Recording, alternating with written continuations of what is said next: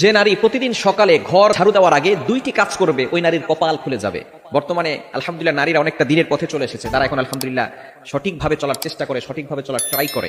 আমরা বিশেষ করে সকালবেলা ঘুম থেকে উঠার পরে ঘরটাকে ঝাড়ু দেওয়ার ট্রাই করি। ঘরটাকে ঝাড়ু দেয়, বিশেষ করে মা বোনেরা যারা আছেন ঘরটাকে পরিষ্কার পরিচ্ছন্ন রাখার জন্য ঘুম থেকে উঠার পরেই ঘর ঝাড়ু দেয়। এই ঘর ঝাড়ু দেওয়ার আগে কিছু কাজ করতে হবে। দুইটি কাজ যদি নারীরা করতে পারে ওই নারীর কপাল খুলে যাবে। এক নাম্বার হচ্ছে ফজরের সালাত আদায় করা। ফজরের 2 রাকাত ফরজ নামাজ আছে না নাই? ফজরের নামাজ কয় রাকাত? মোট হচ্ছে 4 রাকাত, 2 রাকাত সুন্নত, 2 রাকাত ফরজ। নবীজি সাল্লাল্লাহু আলাইহি সাল্লাম জানিয়ে দিয়েছেন, সহিহ মুসলিম শরীফের হাদিস, যে ব্যক্তি ফজরের 2 রাকাত ফজরের নামাজ আদায় করবে, আল্লাহ পাক রব্বুল আলামিন তাকে জিম্মায় নিয়ে নেবেন। ওই ব্যক্তিকে দুনিয়ার কোনো শত্রু কোনো ক্ষতি করতে পারবে না।